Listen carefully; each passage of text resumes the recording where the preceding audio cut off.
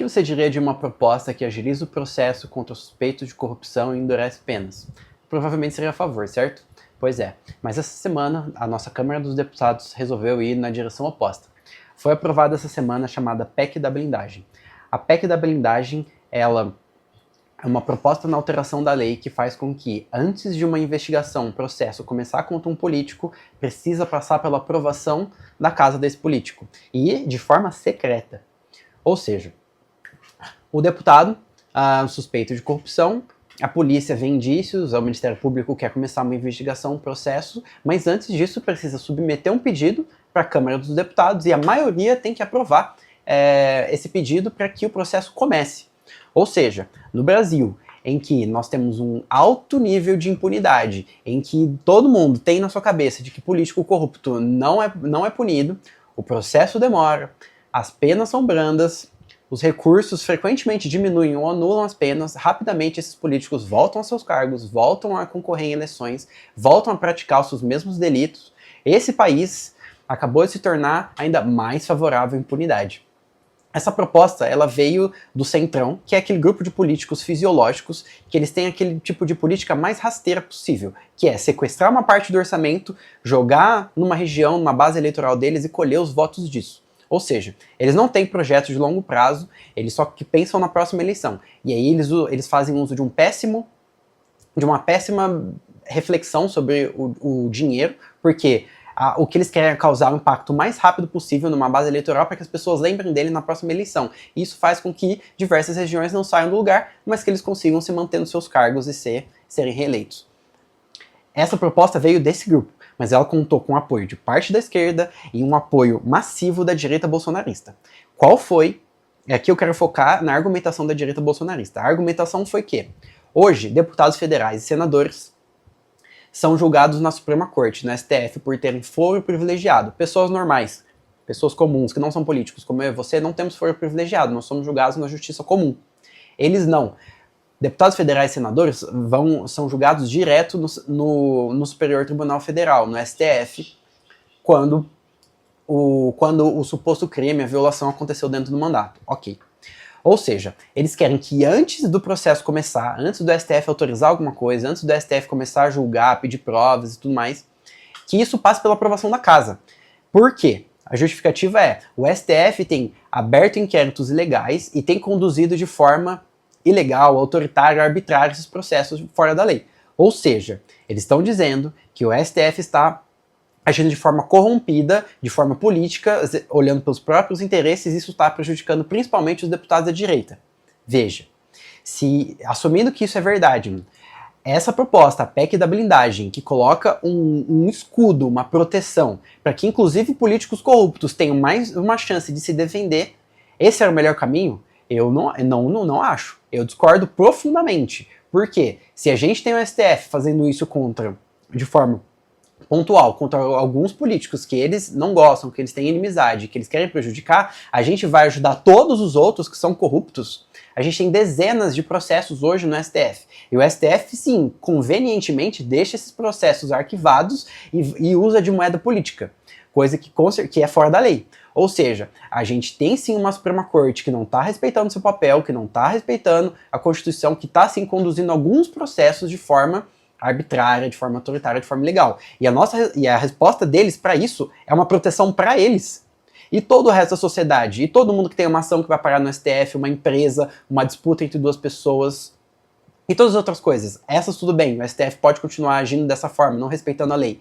Então, ao invés da gente apontar o problema, que é o STF agindo de forma contrária à lei, não respeitando a lei, ao invés de corrigir isso, ao invés de a gente jogar o holofote, chamar ministro do STF para depor, abrir uma CPI, investigar por que eles estão fazendo isso, começar a quebrar sigilo bancário e arrumar uma instituição que está, sim, em alguns casos, extrapolando as suas funções e tendo atitudes ilegais, ao invés de fazer isso, vocês vão se proteger e ajudar um monte de corrupto, certo? Todo mundo sabe que existe um número elevado de corrupção na Câmara dos Deputados e no Senado. Ou seja, esses corruptos estão sendo beneficiados por essa lei. Faz sentido a gente beneficiar uma multidão de corruptos e dificultar processos para ajudar uma minoria que está sendo prejudicada e todas as outras pessoas que podem sofrer a processos ilegais, a investigações erradas, todo mundo isso, aí que se virem. Ou seja, esses políticos, eles têm votos para, por exemplo, tirar poderes do STF. Eles têm votos para tirar o STF do judiciário. Na maior parte dos países desenvolvidos, o judiciário ele não julga caso concreto, ele não julga a minha ação que eu, pessoa física, coloco lá. Ele não julga a investigação contra um CPF, ele não julga caso de empresa. São pouquíssimos os casos concretos que chegam nas Supremas Cortes. No Brasil isso é ao contrário, no Brasil tudo vai para a Suprema Corte. O que devia ser feito é refletir uma alternativa, é tirar esses caras do judiciário. Ou seja, eles vão discutir matéria abstrata. Eles vão discutir se uma lei é constitucional ou não, como que a aplicação de determinada lei vai acontecer. Eles não vão julgar caso concreto, isso é uma coisa. Outra coisa, é possível você delimitar a atuação do STF através de PEC também, mano. Então por que a gente está fazendo uma PEC que ajuda corrupto? Todos os corruptos estão sendo beneficiados por isso. Além de que você torna o cargo de deputado federal e senador muito atraente para um cara que é do crime organizado, para um cara que quer se blindar, que quer ter uma posição de mais proteção contra a investigação. Isso não faz sentido, entendeu? Isso não faz sentido. A gente tinha inúmeras outras formas de atacar o problema e não dar um presente. E outra coisa, essa PEC inclui também donos de partido. Essa semana, na Operação Carbono Oculto, aquela operação em que a Polícia Federal está descobrindo que o crime organizado se infiltrou profundamente na distribuição de combustíveis e no fornecimento de combustíveis, ou seja, o crime organizado está em distribuidora de combustível, está em posto de gasolina, está no transporte desses combustíveis, e a Carbono Oculto pegou essa semana que o dono do partido União Brasil, o Rueda, ele é suspeito de envolvimento nessa operação. O Rueda está comprando aeronave, compra carro de luxo a todo momento.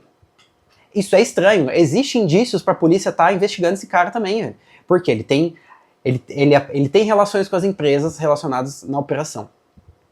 Ele tem uma movimentação financeira esquisitíssima. Esse cara, ele vai ser beneficiado por essa PEC. Por ser dono de partido, ele também. Se a polícia quisesse investigar, ela teria que submeter um pedido para a Câmara dos Deputados, onde o partido dele tem dezenas de deputados, o partido dele tem ministério no governo, e aí os deputados vão votar se deve abrir uma investigação ou não contra o dono do partido deles. Isso não faz sentido, entendeu? Isso não faz sentido. Você vai ter com certeza ali uma influência, porque os políticos, especialmente os corruptos, eles são muito bem relacionados, e eles têm dinheiro porque eles estão roubando, entendeu? Eles têm muitas ferramentas de coagir outros deputados. Além daquela camaradagem, aquele espírito de corpo que eles têm entre eles de se proteger. Isso não vai ajudar, isso vai tornar o Brasil um país com ainda mais impunidade, com mais dificuldade de punir corrupto. E isso também não vai resolver o problema. Se você tem um STF que está abrindo processos de forma ilegal, que está conduzindo eles de forma ilegal, autoritária, se o STF, imagina que ele está nesse nível de depravação, concorde você ou não, imagina. Isso vai proteger os deputados federais, os senadores e os líderes de partido. Se eles quiserem influenciar o voto, continuar fazendo essa perseguição que eles estão fazendo, eles vão atrás de esposa, eles vão atrás de filhos, vão atrás de empresa, eles vão atrás de outras formas, entende? E essa PEC, ela não se estende só à corrupção, ela pega ações no nível civil, na esfera civil, ou seja, se o cara bateu o carro no seu estacionado, você vai processar ele porque ele não consertou o seu carro, porque ele não acionou o seguro, o seu pedido vai também para a Câmara dos Deputados. Os deputados vão ter que aprovar se o brother deles, que eles almoçam junto, que eles votam o projeto juntos. Pô, será que a gente vota que esse processo ele abre ou não? Tem grande chance desses processos da esfera civil tudo ser enterrado, ou seja, a gente ainda está criando uma espécie de outra classe de pessoas no Brasil. Ou seja, esse processo tem tudo de ruim. O voto secreto faz com que o cara nem tenha que deixar a digital lá. Ou seja, você nem vai saber se o deputado que você votou ou quem que foi o deputado que votou para não abrir o processo. Entende? Estamos indo na direção oposta. Não tem justificativa que sustente isso. Agora a PEC vai para o Senado vai avaliar, o Senado ele pode aprovar do jeito que está, e aí já era, virou lei. Ou o Senado, se ele fizer alguma alteração, volta para a Câmara dos Deputados. Por sorte, caiu na mão de um senador decente. Nós temos 81 senadores. Pouquíssimos deles são decentes, tá? A maior parte é senador de centrão, é senador que vota só projeto ruim, tem ideologia toda torta. Enfim, ou é bolsonarista demais, ou é petista demais, ou é aquele cara do centrão que vai votando conforme a conveniência, mas você tem alguns deputados que são decentes. E caiu por milagre na mão do senador Alessandro Vieira, que é um cara decente, tá? Então, assim, temos chances de pelo menos diminuir o prejuízo. Mas, enfim, é um projeto ruim, tomara que não passe.